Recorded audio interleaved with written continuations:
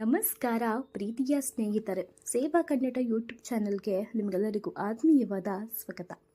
ರಾಜ್ಯ ಸರ್ಕಾರ ನೊಂದಾಯಿತ ಕಟ್ಟಡ ಕಾರ್ಮಿಕರು ಮತ್ತು ಅವರ ಕುಟುಂಬಗಳ ಕಲ್ಯಾಣಕ್ಕಾಗಿ ಮಹತ್ವದ ಯೋಜನೆಗಳನ್ನು ಜಾರಿಗೆ ತರಲಾಗಿದೆ. ಇದರಲ್ಲಿ ಮದುವೆ ಸಹಾಯಧನ ಯೋಜನೆ ಕೂಡ ಪ್ರಮುಖವಾಗಿದೆ.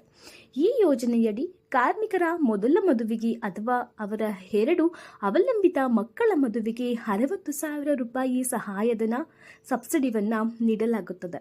ಇದು ಕಾರ್ಮಿಕರ ಆರ್ಥಿಕ ಸ್ಥಿತಿಯನ್ನು ಸುಧಾರಿಸಲು ಮತ್ತು ಅವರ ಕುಟುಂಬದ ಮೇಲೆ ಮದುವೆಯ ವೆಚ್ಚದಿಂದ ಬರುವ ಬೃಹತ್ ಆರ್ಥಿಕ ಹೊರೆಯನ್ನು ಕಮ್ಮಿ ಮಾಡಲು ಉದ್ದೇಶಿಸಲಾಗಿದೆ.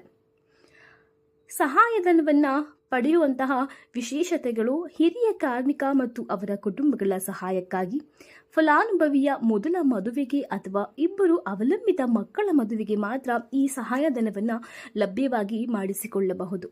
ಮದುವೆಯ ವೆಚ್ಚವನ್ನು ಭರಿಸಲು ಪ್ರತಿ ಅರ್ಹ ಫಲಾನುಭವಿಗಳಿಗೆ 60,000 ರೂಪಾಯಿಯನ್ನು ನೀಡಲಾಗುತ್ತದೆ.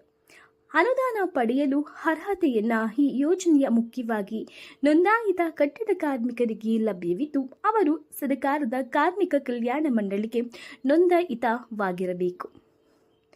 ಅರ್ಜಿಯನ್ನು ಯಶಸ್ವಿಯಾಗಿ ಸಲ್ಲಿಸಲು ಮೇಲ್ಕಂಡ ಮಾಹಿತಿಗಳು ಮತ್ತು ದಾಖಲಾತಿಗಳನ್ನು ಹೊಂದಿರಬೇಕು.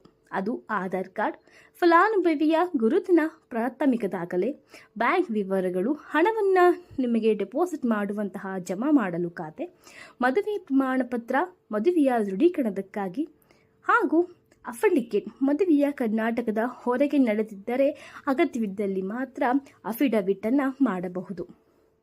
ನೋಂದಾಯಿತ ಕಾರ್ಮಿಕರು ಈ ಸಹಾಯಧನಕ್ಕೆ ಅರ್ಜಿ ಸಲ್ಲಿಸಲು ಕೆಳಗಿನ ಹಂತಗಳನ್ನು ಅನುಸರಿಸಬೇಕಾಗಿದೆ.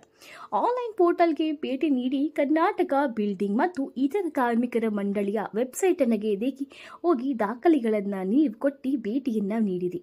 ಅದರ ಜೊತೆ ಲಾಗಿನ್ ಮತ್ತು ನೋಂದಣಿಗೆ ಲಾಗಿನ್ ಅಥವಾ ಮೊದಲು ಅದರ ಬಾರಿಗೆ ನೋಂದಣಿಕೆ ಮಾಡಿಕೊಳ್ಳಬೇಕು. ನಂತರ ಸ್ಕೀಮ್ ವಿಭಾಗದಲ್ಲಿ ಮದುವೆ ಸಹಾಯಧನ ಯೋಜನೆಯನ್ನು ಆಯ್ಕೆ ಮಾಡಿ ಅದನ್ನು ಸೆಲೆಕ್ಟ್ ಮಾಡಿ ನೀವು ಆಯ್ಕೆಯನ್ನು ಮಾಡುವುದು. ಅನಂತರ ಕೇಳಲಾಗುವ ಎಲ್ಲ ಮಾಹಿತಿಗಳನ್ನು ನಮೂದಿಸಿ ಅಗತ್ಯ ದಾಖಲೆಗಳನ್ನು ಅಪ್ಲೋಡನ್ನು ಮಾಡಬೇಕು.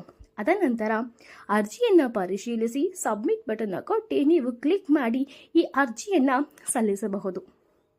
ಸಹಾಯಧನಕ್ಕೆ ಸಂಬಂಧಿಸಿದ ಮುಖ್ಯ ನಿಯಮಗಳು ಏನೇನು ಅಂದರೆ: ಫಲಾನುಭವಿಯ ಮಗು ವಿವಾಹ ನಿಯಮದಲ್ಲಿ ಸೂಚಿಸಿರುವ ವಯಸ್ಸಿನ ಮಿತಿಯನ್ನು ಪೂರೈಸಬೇಕು. ಮದುವೆಯಾದ ದಿನಾಂಕದಿಂದ 6 ತಿಂಗಳ ಒಳಗೆ ಅರ್ಜಿಯನ್ನು ಸಲ್ಲಿಸಬೇಕು. ನೋಂದಾಯಿತ ಕಾರ್ಮಿಕನ ಕುಟುಂಬಕ್ಕೆ ಈ ಸಹಾಯಧನವನ್ನು 2 ಅವಲಂಬಿತ ಮಕ್ಕಳ ಮದುವೆಗೆ ಮಾತ್ರ ನೀಡಲಾಗುತ್ತದೆ.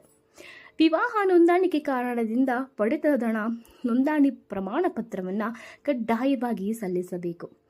ಈ ಯೋಜನೆ ಕಾರ್ಮಿಕರಿಗೆ ಎದುರಾಗುವ ಆರ್ಥಿಕ ಬಿಕ್ಕಟ್ಟನ್ನು ಹಸಿವು ಹೋಗಿಸುವಂತೆ ಪರಿಹರಿಸಲು ಸಹಾಯ ಮಾಡುತ್ತದೆ.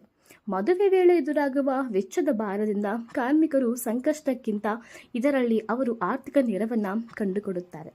ಸರ್ಕಾರದ ಈ ಮಹತ್ವದ ಹಂತವು ಕಾರ್ಮಿಕನ ಕುಟುಂಬಗಳಲ್ಲಿ ನಂಬಿಕೆ, ಬದ್ಧತೆಯನ್ನು ಮೂಡಿಸುತ್ತದೆ. ನಿಮಗೇನಾದರೂ ಈ ಸ್ಕೀಮ್ ಇಷ್ಟವಾದಲ್ಲಿ, ಈ ವಿಡಿಯೋ ಇಷ್ಟವಾದಲ್ಲಿ ಈ ವಿಡಿಯೋವನ್ನು ಲೈಕ್ ಮಾಡಿ, ಶೇರ್ ಮಾಡಿ ಹಾಗೂ ಸಬ್ಸ್ಕ್ರೈಬ್ ಆಗಿ. ಧನ್ಯವಾದಗಳು.